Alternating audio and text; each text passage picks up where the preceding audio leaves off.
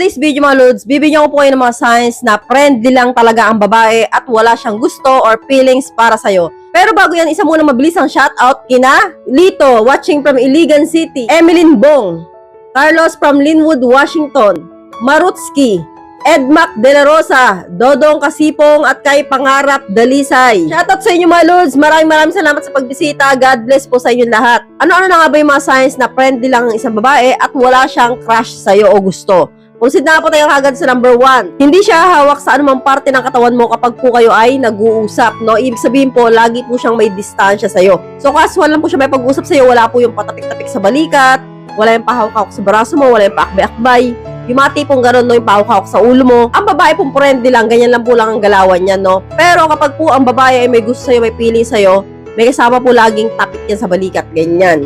Yung parang, alam mo, binabatukan ka pa minsan pa ganun.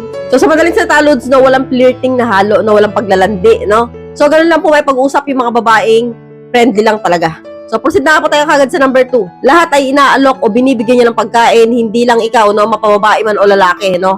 Ganun po yung babaeng friendly lang. Hindi po ikaw lang inaalok. Kunwari, Joseph, gusto mo ng kape pag tinta kita. Gusto mo ng tinapay. Kapag po ginagawa po ng babae yun sa mapababae man na katrabaho niya o kaibigan niya, na kunyari marami kayo, kita mo na ginagawa niya sa ibang tao yun, ibig sabihin friendly lang po yan. Pero kung ikaw lang na ikaw naalok niya, no, palagi, eh yun po, ibig sabihin po may crush sa'yo.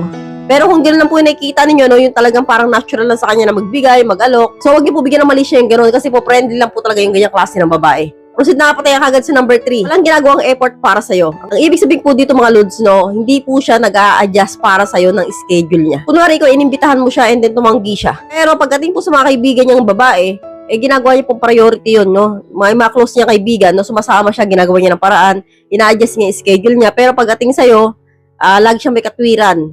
No, hindi kanya na pagbibigyan, no? Kapag ganun po ang babae lods, no, friend lang talaga yung tingin niya sa'yo. Pero kapag ang babae lods, sumasama sa'yo, kapag inimbita mo uminom, mamasyal, eh, iba po yun.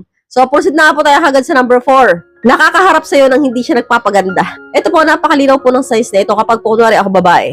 And then, ikaw, no, lalaki ka, iniisip mo, may gusto ako sa'yo, may crush ako sa'yo. So, ako, pag may gusto ko sa'yo, mapapaganda ako. Magli-lipstick ako, mag-makeup ako, tuwing makikipagkita ako sa'yo, tuwing haharap ako sa'yo.